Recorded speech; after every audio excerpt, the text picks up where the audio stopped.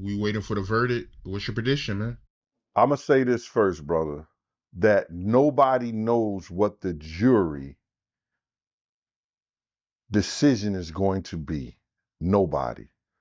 And for me to have a prediction like I got a crystal ball or I want something to happen, I'm going to tell you my predictions, but I want to say this first, if you allow me to. This journey didn't start in 2018 when I came to YouTube and I started talking about Bad Boy and Diddy and his character. This journey started right after the Notorious Big was murdered, and even before then. But me conversating and talking about Diddy in the streets of New York was verified by somebody who actually came home, and that was Roger Bonds in probably 2007 or 2008, because Roger Bonds was a dude in the street getting money or whatever. And when he came out, he was given a job with Bad Boy. So I'm just going to leave that part. He clarified it in the Bad Boy camp because he's the only one other than me that has came out and spoke about any of this stuff. So when I start talking about Puff character and the dude that he was, it was after Big got murdered. Even though I was still working for Bad Boy, I still was talking about who this cat was. Like I tried to tell y'all, they needed me more than I needed them. A lot of these guys who come on this internet, they don't know. Bruh, they don't know that I was a New York State parole officer. I ran Elite Investigation. I ran Tiana Towers, Eastchester Housing, uh, um, Eastchester Housing, Tiana Towers, and Lampert Housing, doing the security teams around there. I ran clubs, the Mirage.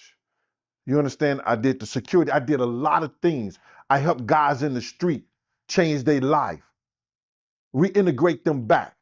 And Mighty, just give me a minute, brother. Just give me a minute, because I want to get this out, bro. Because because a lot of people is gonna say, like, yo, after Puff and this trial thing goes on with Bad Boy, the Gene don't have a story.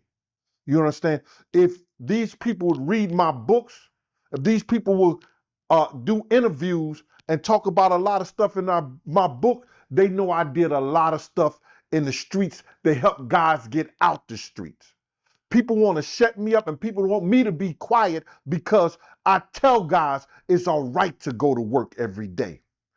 It's all right to get your education. It's all right to be somebody positive in the community.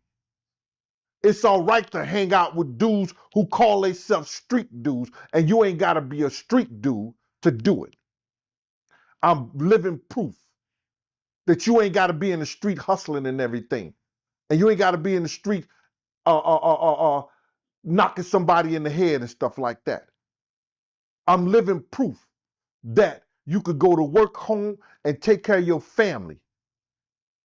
So now I came here to this internet to talk about this dude's character. It's nothing I said that could have landed that dude in jail. Any of those secrets would probably die with me. It's nothing that I said or I've heard anybody else say until the federal government came in, because nobody knew, Mighty. Nobody knew before the federal government came in and hit Puff with those charges that any of this would have ever happened. You could not tell me, nobody could predict that this dude would be sitting on trial for his life. It just wasn't in the cards. And now that this thing has happened, It's made YouTube a lot of money. It's made content creators a lot of money. And everybody is talking about something that we started. Way back with Wisdom Clear, MREC, you took over and took it to a whole nother level. Everybody is using it. Everybody is saying that it's Gene Deal's fault. It's Gene Deal who did this. Cassie and a couple other people now, since the federal government got involved in it. Nobody could predict what will happen, but I'm going to tell you what I think is going to go down, brother. Because a lot of shit has gone, and a lot of people who wasn't at the trial or didn't hear the prosecution do what they did would think Diddy might be getting off. A lot of people think that Diddy might be getting off because they don't know the letter of the law.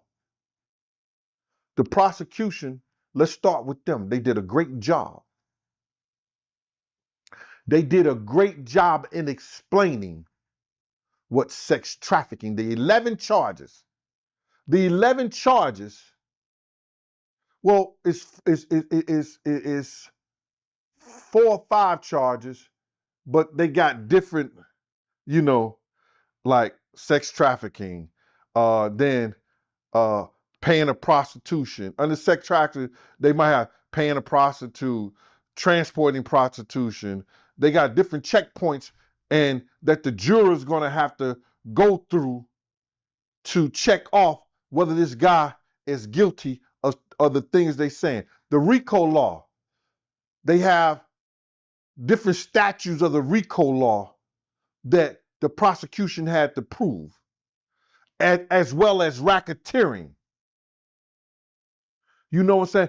All this started by what I said, the character of this gentleman, the character of Puff, what he has done over the years to people had nothing to do with Gene Deal. So now the prosecution went in there. They explained everything that Puff did, Diddy as y'all know him as. Everything he did as far as the drug trafficking, having people bring him drugs, having people kidnapped, taken from their home, sitting up for hours in warehouses being given polygraph tests, beating of women, holding women over balconies. They prove that he bribed witnesses, tried to give certain people money. I guess it's not a bribery since there was no criminal charges, brought up prior to that. That's what the defense tried to say. But offering people money, selling lawsuits,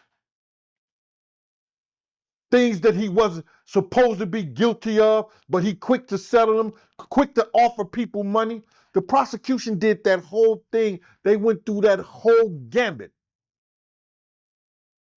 Ain't nobody paying nobody no money if they ain't guilty of nothing. Not him. It was a lot of things that the prosecution did their job into showing us. Not only this guy's not a good guy, this guy behavior is detrimental to society. We can see that. We can see that because we know other things that he has said and done that didn't even make it to the trial. I look back on all the original charges They could have went at him a whole lot of different ways. And I was wondering why they only did 4 or 5 charges.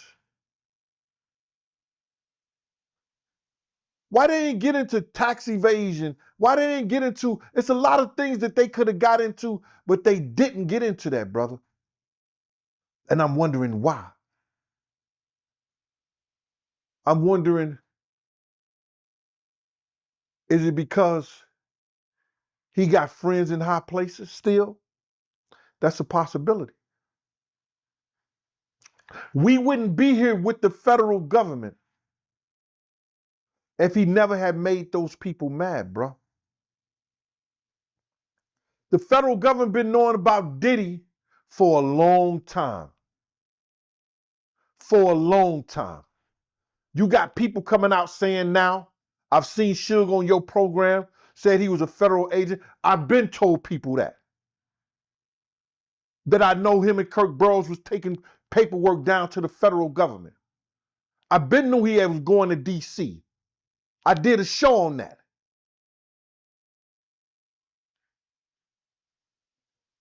It's a lot of things that's going on here. There's a lot of things that you see. Even when people thought that the prosecution was letting up by having the predicate acts and the predicate charges dropped, and people was going in, oh, he getting off, he getting off. No, they did that to make the case more better for the juror when they look at it. And it doesn't give him an opportunity. It may give him an opportunity, but it lessens his opportunity for appeals when they drop the attempted arson, attempted kidnapping, attempted this, that, and the third. When they drop those charges and say, no, he did do it, it makes it easier for the jury to read and make a decision on it. Instead of having to say, oh, well, they got attempt here, and then they got he did it here. Did he attempt it or did he didn't do it? You understand? The jury don't have to go through stuff like that, brother. You understand? So now, the prosecution, what they did was they laid out everything this whole past week. And they put it into play. And here we go. We got the defense. The defense who did Diddy dirty.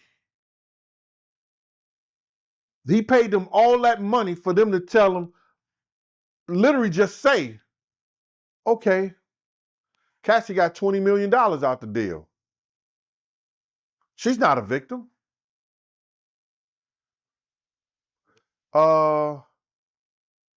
These people came back to work because they loved them. What they didn't understand is that you had a guy that was in power, and he wasn't really a music mogul no more. He was selling alcohol. He was marketing. What music he sold in the last 10 years that would make him a multi-millionaire? He wasn't a music mogul. They was trying to pull, yo, this music mogul. No. He was doing a whole lot of other things for those folks out there. And when he showed and bit the hand that fed him, he got himself in a whole lot of trouble. We wouldn't be here if it wasn't for him. He did this to himself, and his defense didn't help him. Well, they got in there. They made these stories. They said these things that, okay, these people loved him. Cassie got paid. They even went as far as saying that one of the girls that he was dealing with, Joan or Jane, that had a baby by another person in the music business, that he was taking care of the dude's son. Everybody know that's a lie. Everybody know that that's a lie. But that's what the lawyers are getting paid for. They lied when they said Cassie loved it and wanted to be there. They lied and said that everybody who was there loved him so much. They even asked one of his chief financial advisors on the stand doing cross. The prosecutor called him. That was Derek. I remember Derek from back in the day. We used to write them invoices to him. He have our check the next week. Derek was given a slew of questions about Diddy. He is a workaholic. He makes you do your best on everything. He has a project in front of him. He completes all the projects. He does what he's supposed to do. And then the defense asked him, well, would you say Mr. Combs is a good man, a great guy? Derek got quiet as a church mouse and didn't say nothing. This is somebody that worked with him for years. Didn't say, and the defense said, strike that question, let's leave that alone. So now, everybody wondering, the defense, who they gonna call? Who they gonna call up to the stand?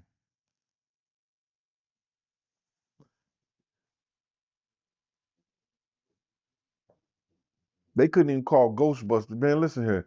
Nobody. You know why they didn't call nobody? Because they didn't want nobody to be crossed. It ain't because that the defense did a terrible job. I mean, the prosecution did a terrible job. They didn't prove their case. If they didn't prove their case, those motions to dismiss would have been thrown out. The judge would have been like, yo, you really listen here. Y'all right.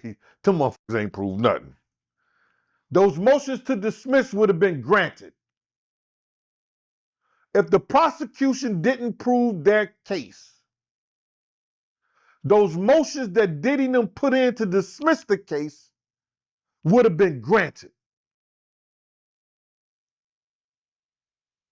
Now, was these cases stretched as we know by RICO, as we know by racketeering? They could have been stretched, but they still was the law.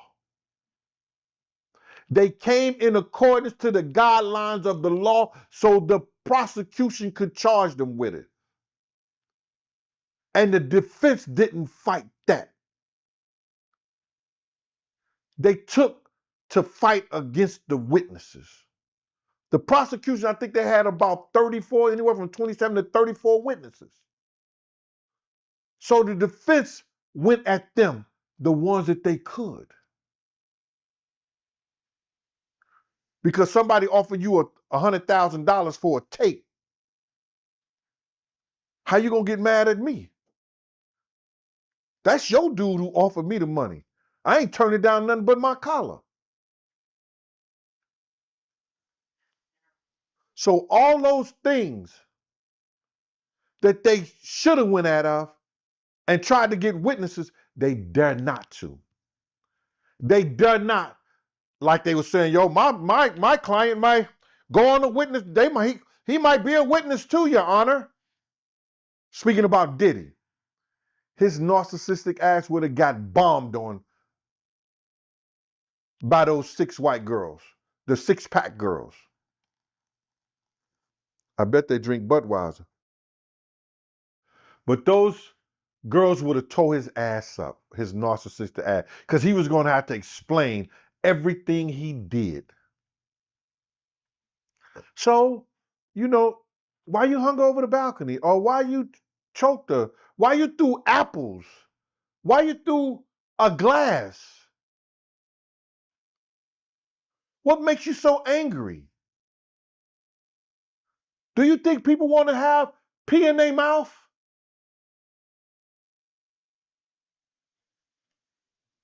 Do you have a sick fetish with lubricant, baby oil?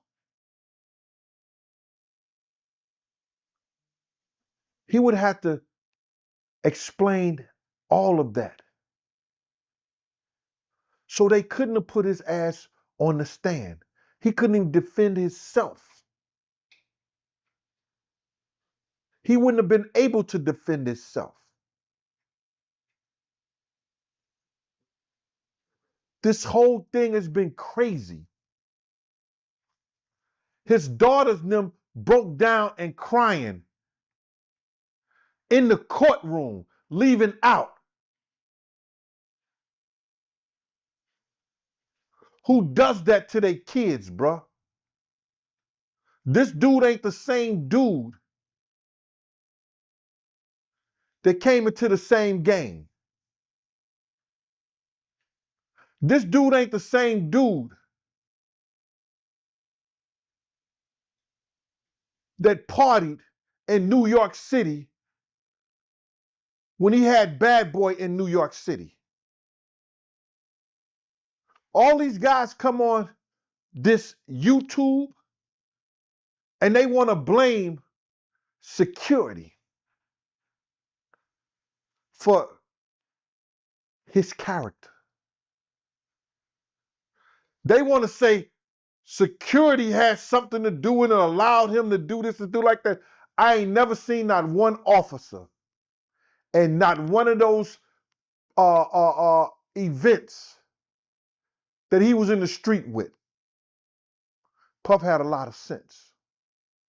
He didn't do his dirt with NYPD, with parole, corrections, or none of us who worked for him. If he did his dirt, he did it with those street guys who were security and that showed up and came up in the trial. They came up in the trial. So now, none of the security that was police officers or had government credentials came up in the trial, bro. D-Rock, Paul, Bonds, Remy, street guys. Say hello to the bad guy here. Because you want to make me out the bad guy. Because I'm going to tell you the truth and I'm going to tell you what's going to happen. My prediction on this, what I believe that's going to go down, the trial, if it happens before the 4th of July, he might have a chance. If it goes after the 4th of July, that means those jurors are taking their job seriously. They have went down and took the judge's instructions and said, we're not going to let this MF go unless we're sure, unless we're positive. We're not going to put him back on the streets unless we know for sure that we could be safe. They're not going to find him guilty if it happens before the 4th. If it happened after the 4th, I predict that they're going to find him guilty. Now, Mighty, you might want to say, well, is that That's not giving me your opinion, G. You're not telling me what you really